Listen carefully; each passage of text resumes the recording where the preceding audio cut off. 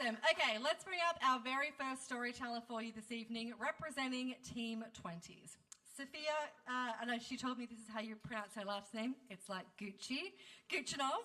It's a multidisciplinary, why can't I say that word, artist, actor, and comedian exploring identity, ancestry, and healing. Her solo show, These Who Remained, premiered at La Mama. Put your hands together. Repping Team 20s, it's Sophia.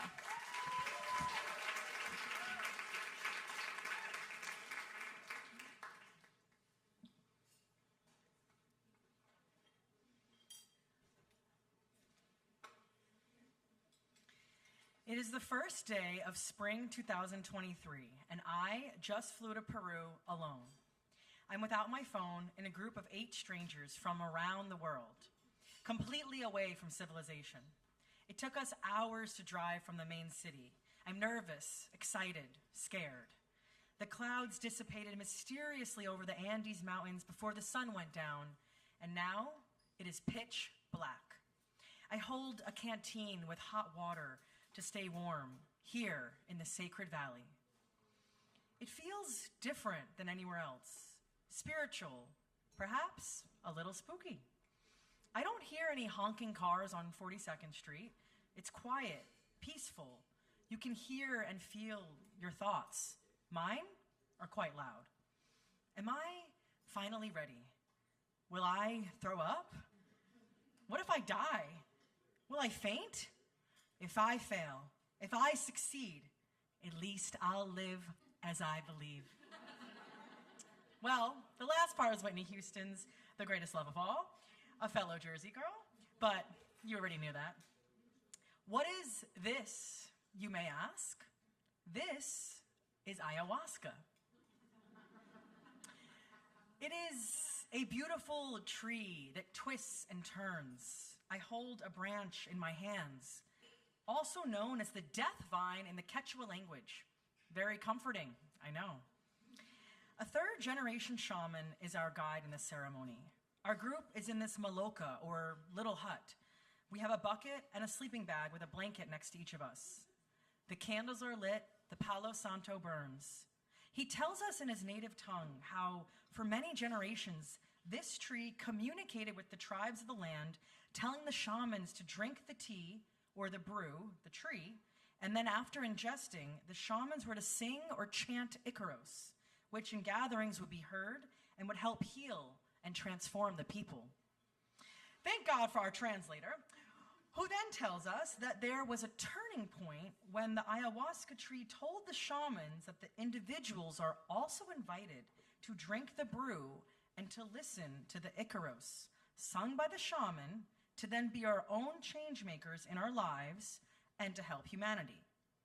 No pressure, though. We cleanse our bodies with oils, dirt, and plants brushed on us. In our circle, the shaman gives us this brown, thick sludge, the brew, the ayahuasca, in this little shot-like glass. It smells like the earth, but not in a good way. It's hard to see him, but he drinks the brew and invites us to do the same. Do I take this as a shot? Do I sip it like a fine wine? I make an executive decision to sip it. Wow, it is horrible. It tastes bitter, like mud, like earth, like muck. No mud, no lotus, right? Now we wait, as it affects every single person differently. It's activated by throwing up. Others are, but I don't feel the urge. Did I do this right? Oh wait, yeah, I did do this cleanse, so maybe I'm good. I didn't eat salt, pepper, tea, coffee, oil, chocolate, alcohol, vitamins, not even Advil. Couldn't have sex or even masturbate. Yeah. This cleanse was torture. But this is the protocol to doing ayahuasca. Why am I doing this? Well, I am indigenous myself, and I want to connect to other tribes outside of my own Mongolian tribe called Kalmyk, mixed with my Italian heritage. So here I am with the Shipibo tribe. I want to tune into my lineage that I come from, to let go of the patterns that I keep repeating, You are the expert on you, my shrink used to say. Yes, but Dr. Lily, I'm paying you to be the expert on me. I know why I am the way I am, but I don't know how to break free of the cycles like choosing the wrong romantic partners, replicating my childhood in my adult relationships, not understanding my mother. We women carry so much and repeat until it finally comes to a head. So, after 45 minutes of nothing, I lay there with my eyes closed, and finally, I feel this divine feminine scanning my body and my brain for whatever I need to face. I start seeing things of value. I see my mom when she is 17 holding my brother as a baby, but it's like a video game, like I'm playing Sims. I see her ex-husband put a hand on her, and then I cry for I don't know how long, but it is the most I've ever cried in my whole life. I feel her. I understand her. I empathize with her for the first time in a way where I embody my mother and even her trauma. I then speak to this divine feminine, which is Mother Ayahuasca. I ask, why couldn't she raise me the way a mother should? Mama Aya tells me that she was just a kid mom doing the best that she could, and she didn't have as many choices in 1976 like I do now. It was so easy to talk to her, as if I was talking to myself, but a wiser, more developed energy. I ask, what should I do? How can I have a relationship with my mom? How can I forgive her?